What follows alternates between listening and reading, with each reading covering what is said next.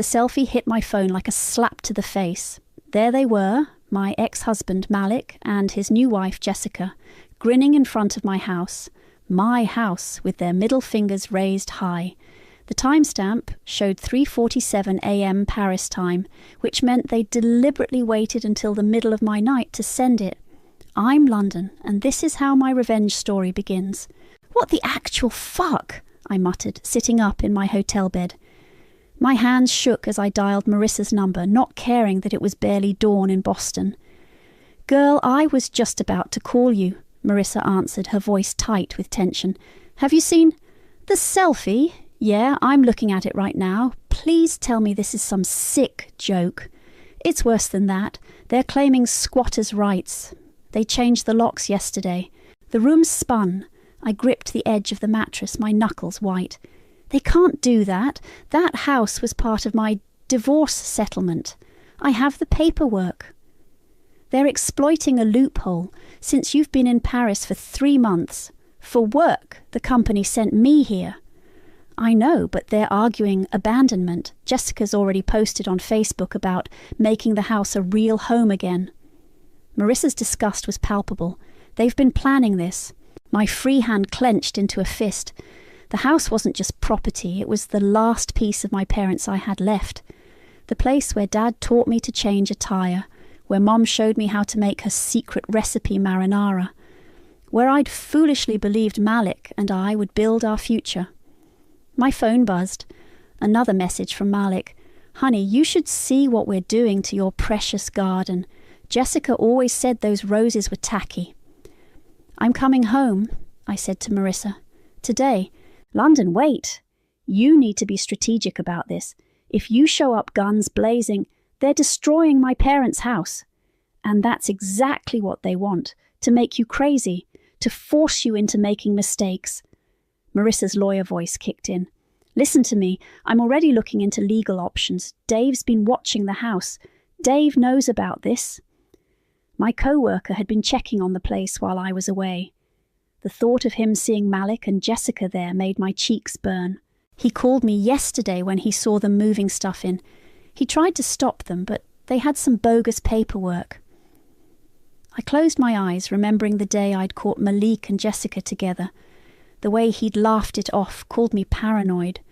The months of gaslighting before I finally filed for divorce. Now, here they were, taking the one thing I'd fought hardest to keep. My phone buzzed again. A video this time. Don't watch it, Marissa warned, but I was already clicking play. Jessica's face filled the screen, her perfect makeup intact despite the early hour. Hey, London, just redecorating your bedroom, or should I say our bedroom? The camera panned to show Malik ripping down the vintage wallpaper my mother had hand-picked. Oops, hope you weren't too attached to this ugly stuff. The rage that surged through me was arctic cold. Marissa, I said, my voice steady now, remember when you said I needed to be strategic? Yeah, good. Because I'm going to destroy them, not just legally, not just financially. I'm going to dismantle their entire fucking world. London, but I'm going to do it smart. I'm going to do it so thoroughly they'll never see it coming. I opened my laptop, already pulling up flight options. Can you meet me at Logan Airport tomorrow morning? Of course, but... And call Dave. Tell him to document everything, every scratch, every change, every piece of mail they receive at my address. A plan was forming, cold and clean as ice. They think they can take my house. Fine. Let's see how they like what I do with it. My phone lit up one last time. A text from my sister Eliana. Holy shit, did you see what they did? Want me to go over there and kick their asses? No, I typed back. I've got something better in mind. I booked the first flight home. My hands steady now. Malik always said I was too emotional, too reactive. He thought he knew me so well, but he'd forgotten the most important thing. I'm my father's daughter, and Dad always taught me that revenge, like fine wine, is best served cold. The sun was rising over Paris as I packed my bags, but I barely noticed in my mind I was already home, already moving pieces into place. Malik and Jessica wanted to play house? Fine. I'd show them exactly what happens when you break into someone else's life. Game on. The house looked exactly the same from the outside. Same red door, same crooked mailbox, same cracked stepping stone my father had always meant to fix. But now, Malik's sleek BMW sat in the driveway like a middle finger pointed straight at me. "You sure you want to do this?" Dave asked, his rental car idling at the curb. He'd insisted on picking me up from the airport, claiming he needed to brief me on the situation. But I knew he was really there to keep me from doing something stupid. I need to see what they've done. I stepped out of the car, my legs shaky after the long flight. "You don't have to stay." "Like hell I'm leaving." He killed the engine and followed me up the walk. "But remember what Marissa said about keeping your cool." I rang the doorbell, my doorbell, and waited. Through the frosted glass, I could see someone moving inside. Then Jessica opened the door, wearing one of my old aprons. "Well, well," she smirked. "Look who finally came home from her European vacation. Where's Malik? My husband is at work." She emphasized the word husband like a weapon. "Can I help you with something?" "You can get out of my house." "Your house?" She laughed, high and fake. "Honey, possession is 9/10 of the law, and we possess this place now." I started to push past her, but Dave caught my arm. "London, don't. That's exactly what they want." "Listen to your boyfriend," Jessica taunted. "We wouldn't want to have to call the police again. He's not my—" I stopped, noticing something over her shoulder. Through the open door, I could see into the living room. Where my mother's antique mirror had hung, there was now a giant photo of Malik and Jessica's wedding day. But that wasn't what caught my eye. In the corner of the frame, partially visible, was a document sticking out of Malik's pocket. The header looked official, but something about it seemed off. "Like our new decor?" Jessica asked, following my gaze. "So much better than all that dated junk you had up before." "Where are my parents' things? Storage unit, or maybe the dump? I can't remember." She examined her manicure. "Malik said you wouldn't want any of it anyway, considering how you abandoned them at the end." The words hit like a physical blow. Dave's grip on my arm tightened. "You don't know anything about my parents," I said, my voice deadly quiet. "I know they died disappointed in you." Jessica's smile was venomous. "Malik told me all about how you were too busy with your career to visit them in the hospital, how your sister had to handle everything alone." My phone rang, cutting through the tension. Eliana's name flashed on the screen. "Speaking of sisters," Jessica said, "tell her I loved the family photos she sent. Really helped us understand what to throw away first." I answered the phone, turning away from Jessica's smug face. "Elle, now's not a good time." "London, don't freak out, but I might have done something stupid." "What did you do?" "I might have sent Malik some old family photos. He said he was making a surprise memory book for you to help with the divorce healing process." I closed my eyes. "When was this?" "Like 2 months ago, before Paris." She paused. "Why? What's wrong?" "I'll call you back." I hung up and faced Jessica again. "Tell Malik I want my things, all of them. He has 24 hours. Or what?" She leaned against the doorframe. "You'll cry about it, run away to Paris again. Or I'll make you both wish you'd never set foot in this house." I turned to leave, then stopped. "Oh, and Jessica, that apron you're wearing. Mom made it the year she got diagnosed. Her hands shook so bad she had to redo the stitching 3 times. I met her eyes. "If anything happens to it, they'll never find your body." Back in Dave's car, I finally let out the breath I'd been holding. Well, that was productive. "You saw something in there," Dave said. "What was it?" I pulled out my phone and zoomed in on the wedding photo I'd managed to snap. "Look at that document in Malik's pocket. The letterhead's wrong for our county courthouse." Dave squinted at the screen. "You think it's forged?" "I think Malik's getting sloppy." I forwarded the photo to Marissa. "And I think Jessica doesn't know everything about her perfect husband's plan." What are you going to do? I watched as Jessica closed my red door, disappearing back into my life like she belonged there. I'm going to find out what's in that document, and then I'm going to burn their whole world down. London. Metaphorically, Dave. Mostly metaphorically. I fastened my seatbelt. Now drive. We need to see Marissa before Malik gets home from work.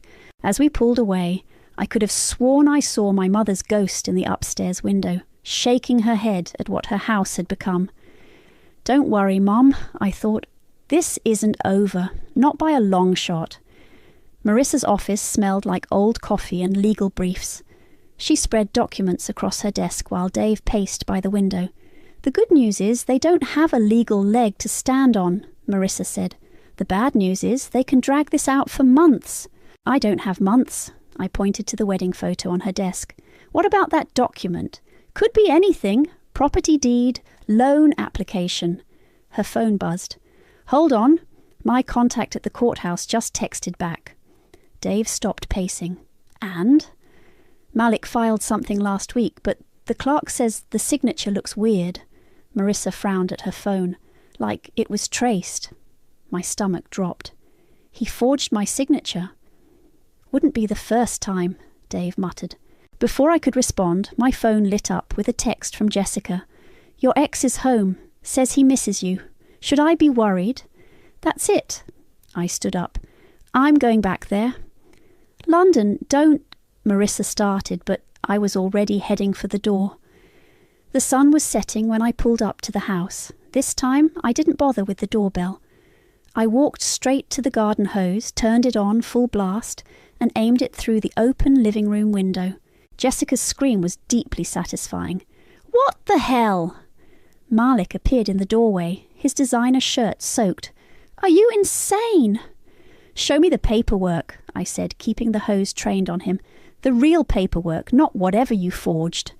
I'm calling the police, Jessica shrieked from inside. Go ahead, I said. I'd love to report the forgery. Malik's face changed.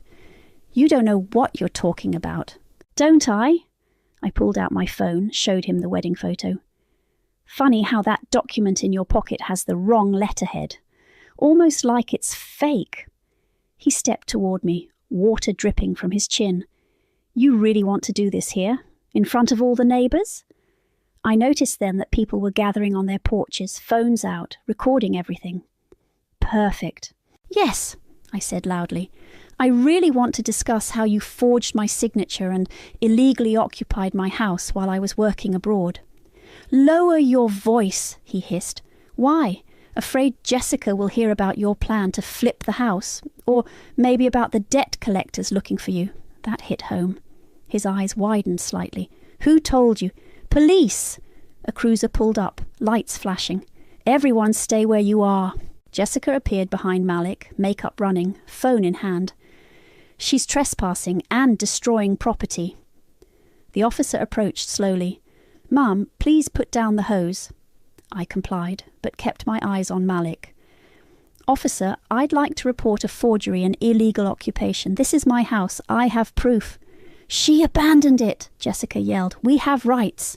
Actually, Marissa's voice cut in. She was walking up the driveway, briefcase in hand.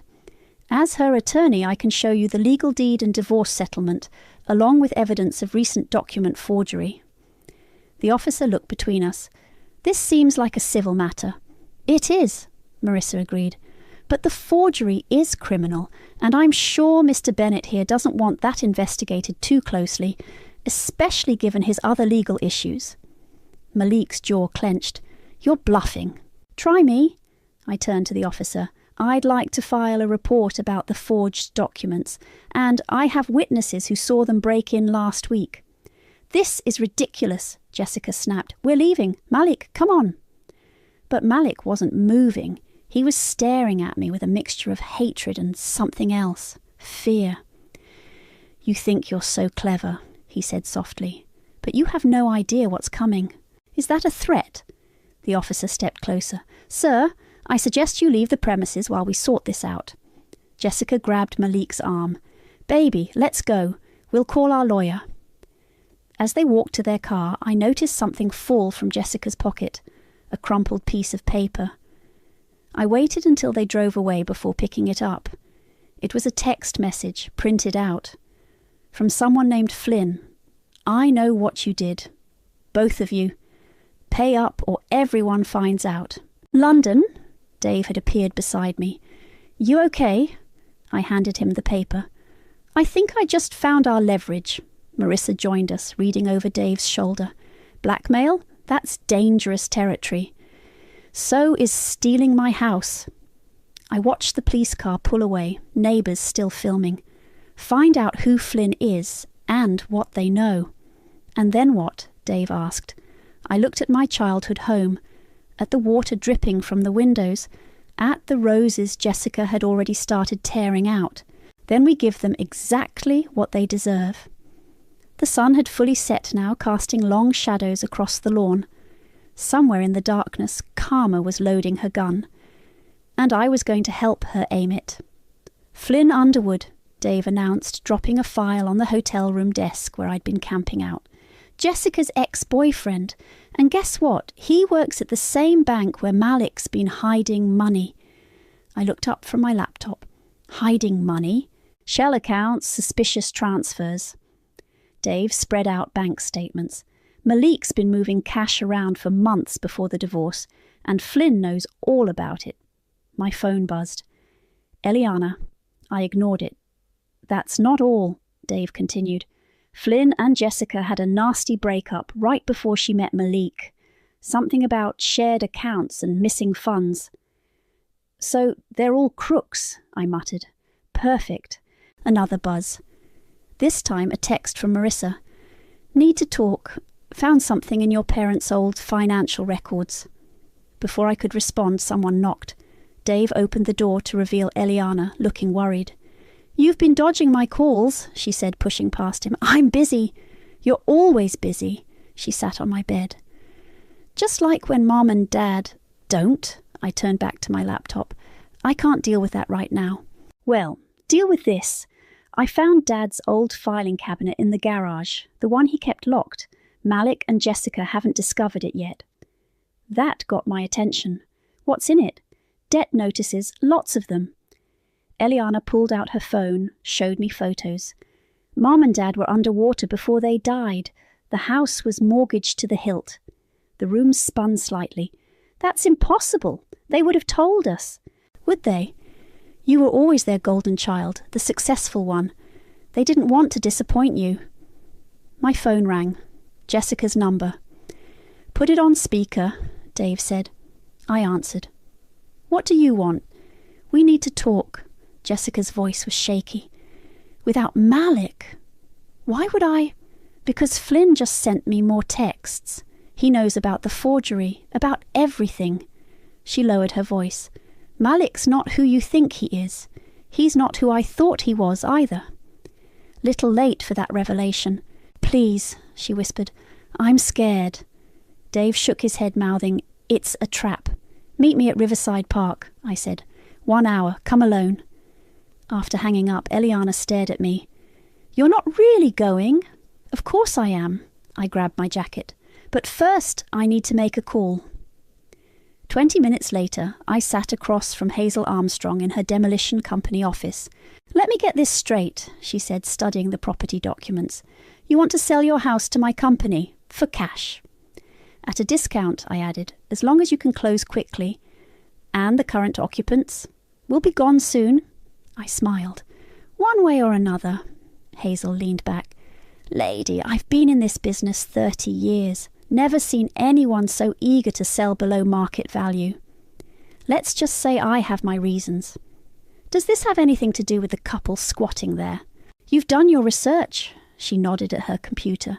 Your water hose showdown is all over social media. Quite a performance. Then you understand why I'm motivated to sell. What I understand, Hazel said carefully, is that revenge can get messy. I'm counting on it. My phone buzzed again. A text from an unknown number. Tell Jessica to check her old email. Flynn. I forwarded it to Dave with a message. Track this number. Hazel was still watching me. You sure about this? I thought about my parents drowning in secret debt. about Malik's hidden accounts, about Jessica's mysterious past with Flynn. "The house needs to go," I said. "Today. Cash deal this size, there's paperwork, inspections. I'll pay rush fees, whatever it takes." She studied me for a long moment. "Meet me at my lawyer's office in 2 hours. Bring ID and the deed." As I stood to leave, she added, "Just remember, once those bulldozers start rolling, there's no going back." Good. I checked the time. 40 minutes until I met Jessica. That's exactly what I'm counting on. Outside, the autumn wind whipped dead leaves across the parking lot. My phone lit up with a message from Dave. "Found Flynn. You won't believe where he works now."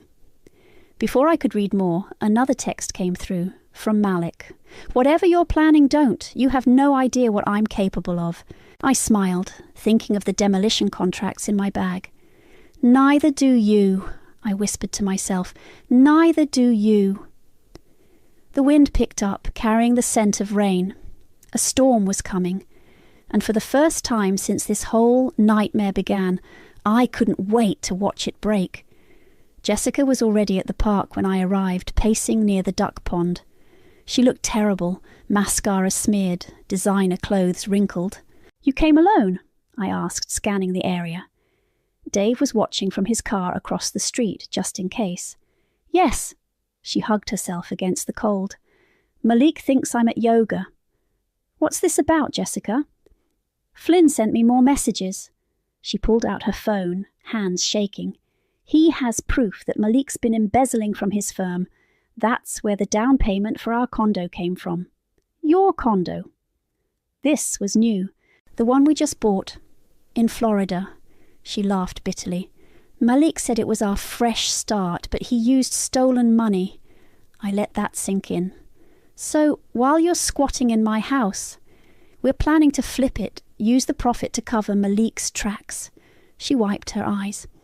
"I didn't know about any of it, not at first. But you know now.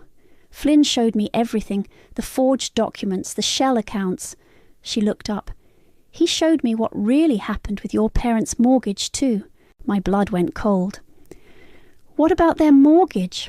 Malik was their loan officer, remember, before you two even met." Jessica's voice dropped. "He knew they were struggling. He used that information to target you." The world tilted sideways. "He what?" "He saw you at their closing. Said you looked successful, ambitious." She wrapped her arms tighter around herself. "He planned everything. Getting close to you, the marriage, all of it." My phone buzzed. "Dave, get out of there. Malik just pulled up." Too late. I heard footsteps on the gravel path. "Well, isn't this cozy?" Malik's voice was ice. "Having a nice chat." Jessica spun around. "You followed me." "Find my iPhone is a wonderful thing, darling." He smiled, but his eyes were dead. "Now, what were you ladies discussing?" "Your fraud scheme," I said flatly. "The embezzlement, the way you used my parents." "Jessica," he said, still smiling, "get in the car." "No," she backed away. "I'm done lying for you. Get in the car." "Or what?" I stepped between them. "You'll add assault to your criminal record." His hand shot out, grabbing my arm. "You have no idea what you're dealing with." "Actually," Dave's voice cut in, "we do." He emerged from behind a tree, phone recording. "And so does the SEC." Malik's grip tightened. "You're bluffing." "The documents are already filed," I said, twisting free. "Your firm knows everything." "You bitch!" He lunged forward. Several things happened at once. Jessica screamed. Dave tackled Malik, and my phone started ringing, Hazel's number. I answered, watching Dave pin Malik to the ground. "Hello?" "Deeds registered," Hazel said. "Property's ours. Want to tell those squatters, or should I?" I put the phone on speaker. "Tell them yourself, they're right here." "Mr. Bennett?" Hazel's voice rang out. "My crew will be there tomorrow morning. Anything left in the house gets demolished with it." Malik stopped, struggling. "What?" "I sold the house," I said, "to a demolition company. Everything you and Jessica stole. It's going to be rubble by noon tomorrow. You can't—" "Already did." I showed him the contract on my phone. Signed, sealed, delivered. No, Jessica whispered. All our things... Better start moving, I suggested, though I'd worry more about the FBI agents probably waiting at your condo in Florida. Malik went limp under Dave's grip. How did you... Flynn says hello. I crouched down beside him. He's very cooperative when he's offered immunity. London, Jessica stepped forward. I'm so sorry about everything. Save it, I stood up. The police are on their way. I suggest you both start practicing your statements. Sirens wailed in the distance. Dave kept Malik pinned while Jessica sank onto a bench, crying quietly. My phone buzzed one last time. Eliana. Just drove by the house. Moving trucks are already there. Need help watching it burn. No need, I texted back. The wrecking ball will do that for us. Looking down at Malik, at the man who'd orchestrated my parents' financial ruin just to get to me, I felt nothing but cold satisfaction. You know what the funny thing is, I said as police cars pulled up. You could have just asked me out normally, but you had to play games, had to prove you were smarter than everyone. I was, he spat. I am. Really? I held up my phone, showing him the demolition contract. Then why am I the one still standing? The police approached, handcuffs out. As they led Malik and Jessica away, Dave touched my shoulder. You okay? I watched my ex-husband disappear into a squad car, thinking of tomorrow's demolition, of Karma's perfect timing. I will be, I said. I will be. The bulldozers arrived at dawn. I sat in Dave's car across the street, watching Hazel's crew set up their equipment. The morning fog hadn't lifted yet, giving everything a surreal quality. Last chance to change your mind, Dave said softly. Not a chance. I sipped my coffee, noticing movement inside the house. Look who decided to sleep in. Jessica appeared at the window, still in her pajamas. Even from here, I could see her face go pale as she took in the demolition crew. She disappeared, then reappeared at the front door, running outside barefoot. You can't do this, she screamed across the lawn. We still have things in there. Hazel approached her, clipboard in hand. Ma'am, you were served notice yesterday. This property is scheduled for demolition at 8 a.m. sharp. But if you're still inside at 8:01, you'll be arrested for trespassing.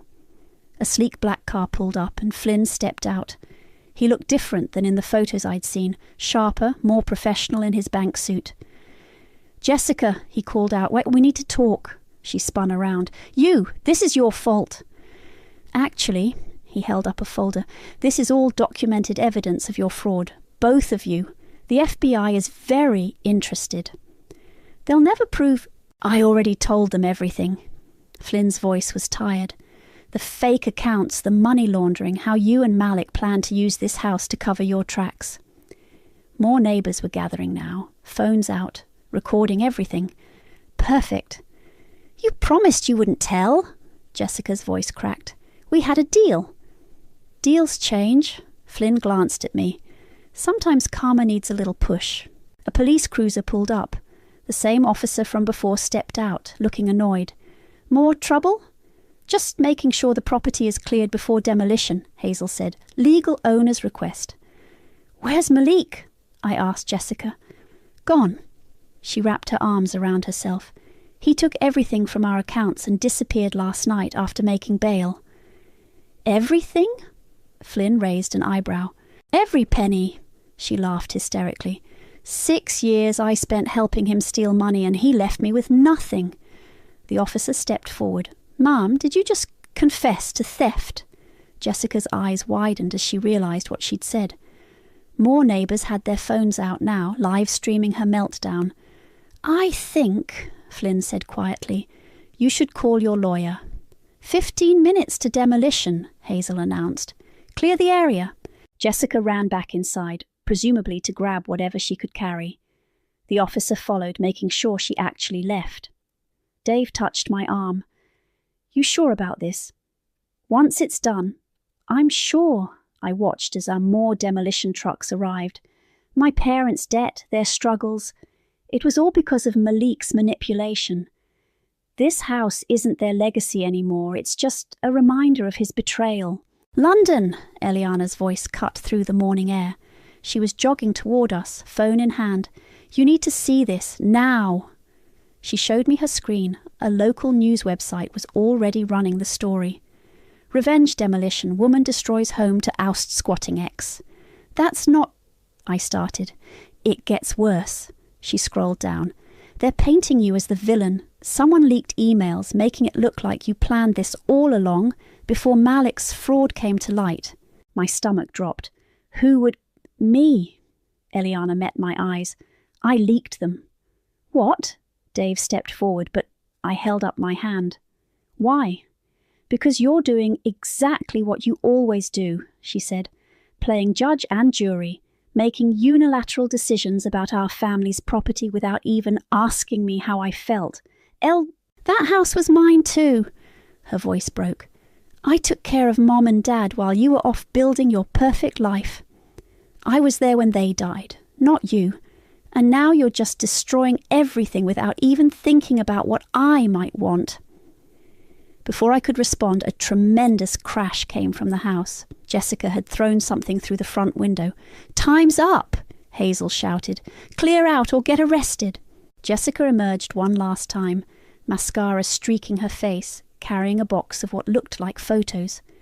The officer escorted her to the perimeter. Start it up, Hazel commanded. The bulldozer roared to life.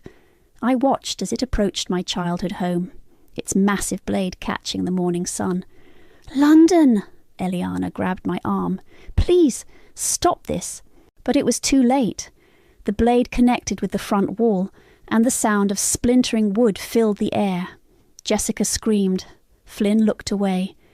And somewhere in the growing crowd of neighbours and news crews, I heard someone whisper, She really did it. She actually did it. Yes, I thought, watching my past crumble. I really did. The question was, at what cost? The news vans arrived before the dust settled. I watched from Dave's office as my face appeared on every local channel, the headlines growing more sensational by the hour. Vengeful ex demolishes family home in shocking display of spite. Dave read from his computer. They're really running with this angle. My phone hadn't stopped buzzing. Work contacts, distant relatives, even old college friends, all wanting to know why I'd gone nuclear. Ms. Howard, my company's HR director, appeared in the doorway. We need to discuss your situation. Give us a minute, Dave said, standing protectively. Now, please. She wasn't asking. I followed her to a conference room where my boss and 2 board members waited. Their expressions told me everything. The optics are concerning, my boss began. The optics? I laughed. What about the fraud, the embezzlement, my ex-husband's crimes? Those investigations are ongoing, one board member said, but your actions were definitive. We're placing you on administrative leave, HR announced. Pending review. I stood up. Fine, review this. I quit. Back in Dave's office, Marissa was waiting with more news. Jessica's talking to prosecutors, she said, trading everything she knows about Malik for a lighter sentence. And Malik, still missing, but Flynn's evidence is damning. Every account, every transaction. He kept receipts for everything. My phone buzzed again. Eliana. Ignore it, Dave suggested. No, I answered. What now, El? Mom's journals, she said, without preamble. I found them in that box Jessica took, the one with the photos. My throat tightened. What about them? She wrote about you, about how proud she was when you got your promotion, how she didn't want to burden you with their financial troubles because you were finally thriving. Stop. No, you need to hear this. She knew what you'd do. You'd try to fix everything, sacrifice everything, just like you're doing now. I'm hanging up. She wrote that your biggest flaw was thinking you had to handle everything alone. Sound familiar? I ended the call, but her words hung in the air. Dave touched my shoulder. London. Don't. I shrugged him off. I need air. Outside, the autumn wind carried the scent of demolition dust. I walked without direction until I found myself at the pile of rubble that used to be my home. Jessica sat on the curb nearby, still clutching that box of photos. "Come to gloat?" she asked. "Shouldn't you be with your lawyer?" "Probably." She pulled out a photo album. "Want to see something funny? Found this in your mum's stuff." It was a picture of my law school graduation. I was beaming at the camera, young and confident. Behind me, barely visible, stood Malik, watching me with calculated interest. "He was planning it even then," Jessica said. "Saw you as his ticket to success." "Why are you showing me this?" "Because I was you once, ambitious, determined." She smiled bitterly. "Then I met Malik, and he convinced me that breaking rules was the same as breaking barriers. Save the sob story. It's not a story.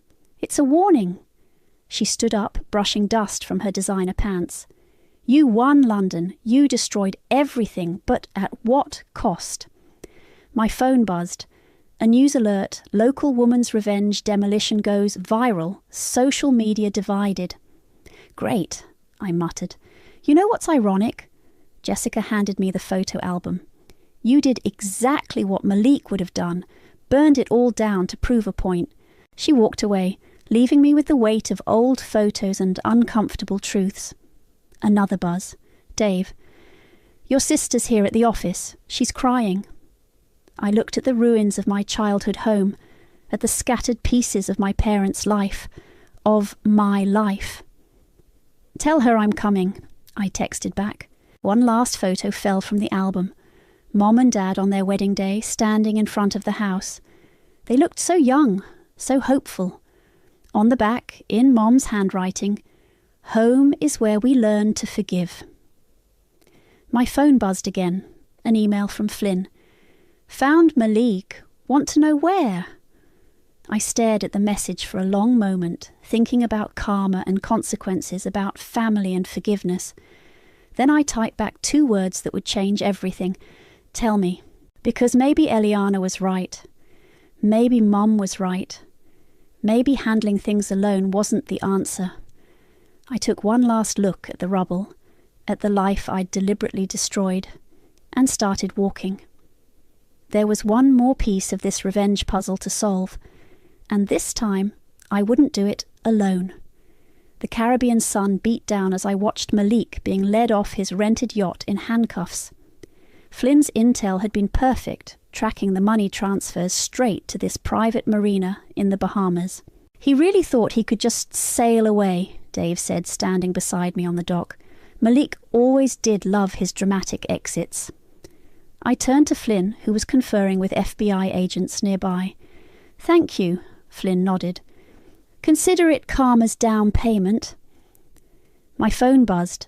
Eliana had sent a photo of the empty lot where our house once stood.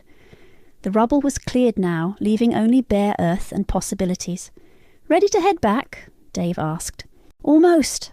I watched as Malik noticed me standing there, his face contorted with rage. "You!" he shouted. "You destroyed everything." "No," I called back. "You did that yourself. I just exposed it." The FBI agents pushed him toward their waiting vehicle. Jessica had already cut a deal, turning over evidence that would keep him in prison for decades. The money was gone, but so was his freedom. "London," he tried one last time. "We could have been great together." "We were never together," I said. "I was just another transaction to you." They drove him away. I felt nothing. No satisfaction, no relief, just emptiness where revenge used to live. "Hey," Dave touched my arm. Eliana texted again. The community board approved her proposal. I smiled, remembering my sister's idea. The empty lot wouldn't stay empty long. She'd designed a community garden dedicated to our parents, a place of growth instead of destruction. "She wants to know if you'll help plant the first roses," Dave said. My phone rang. Marissa. "Jessica's sentencing is tomorrow," she said when I answered. "She's asking to make a statement." "Let her." I watched the waves lap against the dock. Everyone deserves a chance to tell their truth. Speaking of truth, Marissa continued, that startup that's been courting you, they're still interested. Said your decisive leadership impressed them, I laughed. Is that what they're calling it? They're calling it exactly what it was, taking down a fraud ring and exposing corporate corruption. The viral demolition was just flair. Dave was watching me carefully. What are you thinking? I'm thinking. I took his hand, surprising us both. I'm thinking it's time to build something new. My phone buzzed one last time, a message from Hazel. Lots cleared, ready whenever you are. I looked at the marina, at the spot where Malik had made his last stand. He'd thought money could buy him freedom, that karma would never catch up. He was wrong. Dave? I squeezed his hand. Take me home. To the empty lot? No, I smiled. To my new apartment, the one with the view of the garden-to-be. We walked away from the marina, leaving behind the yacht, the handcuffs, the last pieces of my revenge.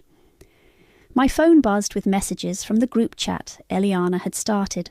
Her, Dave, Marissa, Flynn and me. Plans for the garden, jokes about karma, pictures of paint, swatches for my new place. You know what Mom would say about all this? Eliana had written. She'd say sometimes you have to tear everything down to build something better. She was right. The house was gone, but family remained. Trust was broken, but new bonds had formed.